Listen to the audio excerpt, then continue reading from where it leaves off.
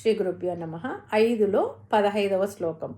ఓం నా దత్తే కస్యచిత్ పాపం న చైవ సుకృతం విభుః అజ్ఞానేన ఆవృతం జ్ఞానం తేన ముహ్యంతి జంతవః.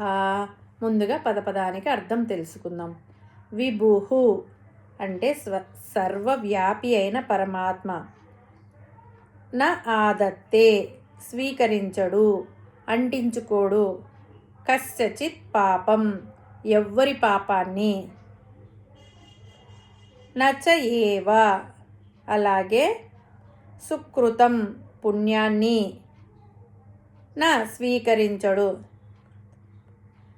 అజ్ఞానేన అజ్ఞానము చేత, ఆవృతం జ్ఞానం కప్పబడి ఉన్న జ్ఞానాన్ని, తేన దాని వలన అంటే ఆ జ్ఞానం వలన, జంతవః అంటే ప్రాణులు మనుష్యులు, ముహ్యంతి మోహం చెందుతున్నారు. దీని తాత్పర్యం ఏమంటే ఈ శ్లోకము చాలా లోతైంది. జీవుని యొక్క అజ్ఞానము, భగవంతుని తటస్థ స్థితి గురించి ఈ శ్లోకం వివరిస్తుంది. ఈ శ్లోకంలో పరమాత్మ ఒక సత్యాన్ని లోకానికి బోధిస్తున్నాడు. ఎవరు చేసిన పుణ్యంతో కానీ పాపంతో కానీ పరమాత్మకు సంబంధం లేదు. నా దత్తే కస్యచిత్ పాపం నచ ఏవ సుకృతం విభుః. ఎవరి పుణ్య పాపాలకు వారే బాధ్యులు. పరమాత్మ ఏ విధంగానూ బాధ్యుడు కాడు. ఎవరి పుణ్య పాపాలను పరమాత్మ స్వీకరించడం లేదు. పరమాత్మ కేవలం సాక్షి. పరమాత్మ అంటే అన్ని ప్రాణులలో ఉన్న ఆత్మస్వరూపుడు, చైతన్య స్వరూపుడు. అజ్ఞానేన ఆవృతం జ్ఞానం తేన ముహ్యంతి జంతవః. కానీ మానవులు ఏ కారణం చేత మోహంలో పడిపోతున్నారు అనే ప్రశ్నకు పరమాత్మ ఈ విధంగా చెప్తున్నాడు. అందరికీ ఎంతో కొంత జ్ఞానం ఉంది. జ్ఞాన స్వరూపమైన ఆత్మ శరీరంలోనూ మనస్సులోనూ దాగి ఉంది.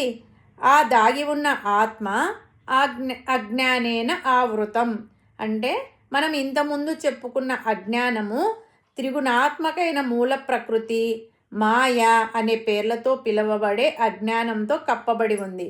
కప్పబడి ఉండడం వలన ఇలాంటి భ్రమలన్నీ కలుగుతున్నాయి. పరమాత్మ చేయిస్తున్నాడని ఒక భ్రమ, జీవుడు చేస్తున్నాడని ఒక భ్రమ. ఈ రకమైన భ్రమలన్నింటికీ కూడా త్రిగుణాత్మకమైన మూల ప్రకృతి కారణం. త్రిగుణాత్మకమైన మూల ప్రకృతి తప్ప మరి ఇంకొకటి లేదు. కర్మలు చేసేది మానవుడు. మరి కర్మల ఫలములకు దేవుడు ఎలా బాధ్యుడవుతాడు? మానవులు చేసిన పాపాలు పోవడానికి ఒకటే మార్గం, అదే నిష్కామ కర్మయోగం. దాని వలన వచ్చేదే జ్ఞానయోగం. ఇంకా ఏ విధంగా కూడా మానవుడు చేసిన పాపాలు పోవు. జ్ఞానం అంటే నేను వేరు, శరీరం వేరు అనే భావన కలగడం. కాబట్టి ముందు తనలో ఉన్న వాసనలను పోగొట్టుకోవడానికి ప్రయత్నించాలి. ఏ క్షణంలో జీవుడు ప్రయత్నపూర్వకంగా ఆత్మజ్ఞానమును సంపాదించుకుంటాడో ఆ క్షణమే అజ్ఞానం పటాపంచలైపోయి నిజ ఆత్మస్వరూపము సాక్షాత్కరింపబడుతుంది. అదే మోక్షము. సూర్యుడి వెలుగులో ఒకరు మంచి పనులు చేసినా, ఒకరు చెడ్డ పనులు చేసినా సూర్యుడికి ఎలా సంబంధం లేదో, అతనికి ఎలా అంటవో పరమాత్మ కూడా అంతే, నిర్లిప్తుడు. కాబట్టి జీవులు వారి వారి పుణ్యపాపాలను వారే చేసుకొని వాటి ఫలితాలను వారే అనుభవించుచున్నారు. భగవంతునికి ఏమీ సంబంధం లేదు. మనలో అజ్ఞానము, దాని వలన పుట్టిన మోహము, దేహాభిమానం ఉన్నంతకాలం ఈ జనన మరణ చక్రంలో తిరుగుతూ ఉండడం తప్పదు.